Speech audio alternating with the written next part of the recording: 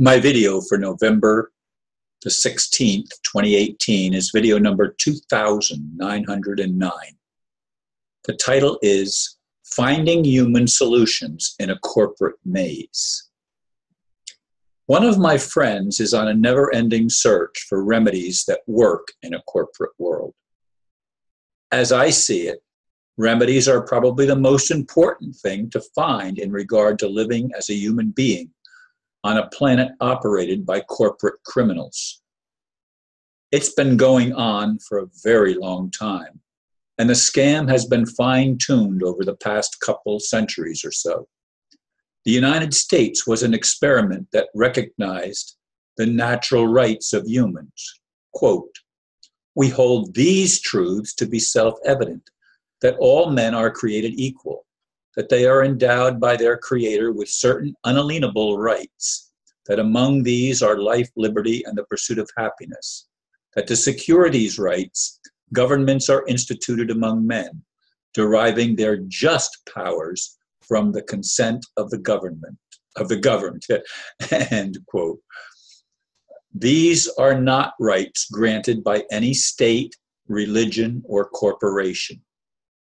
Of course, it is the corporate demons that have undermined and swindled all of us, depriving us of our natural rights. They have done this by making all of us into corporations that have no rights whatsoever.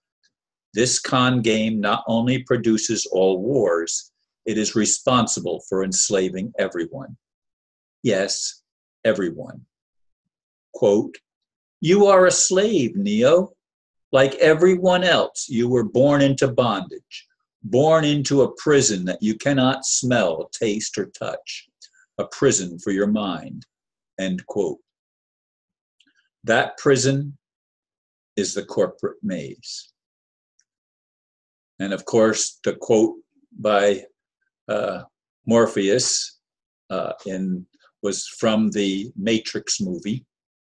And Neo was the person he's talking to. And he gave him glasses that he could see what the people looked like. And they didn't look like we think they look. Everything in our reality is distorted from what it actually is. There's been a great deception that has been ongoing for millennia, actually, as far as I can tell.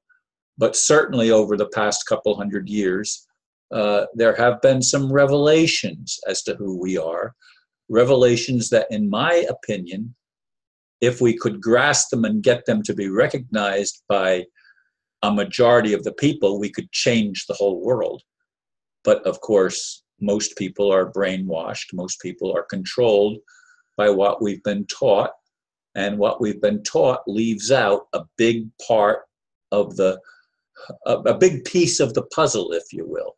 It leaves it out that we have to actually stand up and claim our rights. Now, this friend of mine that I talked about, she sends me numerous things almost every day. And there's more than I can possibly read. I don't know, she must spend almost all of her time on the internet looking for things. And she sends me the things that she finds. As I said, it's overwhelming how much material is out there. Some of it I agree with, some of it I find fault with. And that's normal because I have a critical mind, or I'm a critical thinker, and I don't stay in anybody's box, and I don't expect anybody to be in my box. We all need to be free. That's the whole thing. The self-evident truths in the Declaration of Independence, penned by Madison, Jefferson, and others. I don't know who all were responsible for that, but I think those two that I just named were among those responsible. And it's self-evident truths. I mean, of course, we're human beings, but that's not how we are treated in this world. We're treated as corporations. You have the right to remain silent. Anything you say can and will be used against you in a court of law. But it's not a court of law. Admiralty courts are not lawful courts. They are illegal courts. They are unlawful courts. But that's what we've been trained to believe are the real courts. And there was a reason that attorneys were not allowed to hold public office, because they had a dual allegiance to Britain. And Britain was the enemy from the beginning of the founding of the United States. They didn't want the United States people to be free. And so the United States was sort of on a platform, if you will, or even raised up on some kind of a pedestal. And yet we lost it all. As Benjamin Franklin said, "We've given you a republic, ma'am, if you can keep it." And we didn't. We didn't keep it. It was gradually eroded.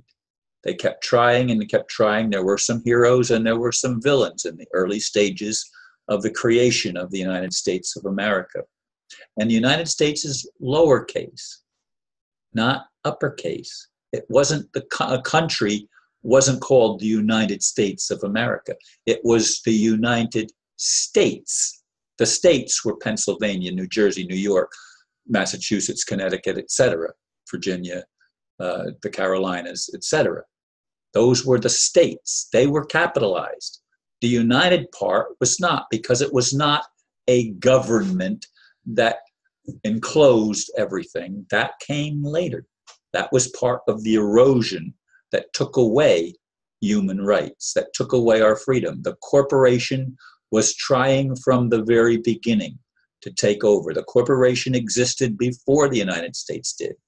And it continues to exist, and it continues to tighten the grip on its control over you, me, and everyone else on this planet. We are victims of a system that is absolutely criminally insane. And we are all slaves. It has nothing to do, as I said in the previous video, with our race. All of us are human beings, regardless of what color or what title we put on it, Caucasian or Negro or Oriental or whatever. We're all human beings. But in the movie, some of the people that looked like human beings when he put on his glasses weren't human. They were demonic. They were a demonic element. Now, I've always believed that God is all and in all, or at least that's what I was taught. I wonder if it's true. Were there two creations? Yes, I think there were. And they are not the same. Obviously, one of them is a deception. One of them is very nefarious in its nature. It does not want freedom for all. It wants to keep most enslaved. It wants to keep itself running high on the hog, as the expression goes, and able to do whatever it wants. Freedom for the elite, but not for the people. It's a prison of the mind.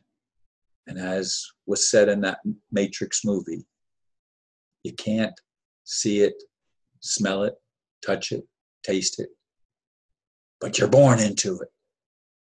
And you're a slave, Neo. You're a slave. I'd like to not be a slave anymore. I'd like to find the way out. I'd like to find the human solutions that restores our human rights. And I'd like to see those that have stolen human rights held accountable for that theft that is beyond description evil. Thank you for listening. Namaste.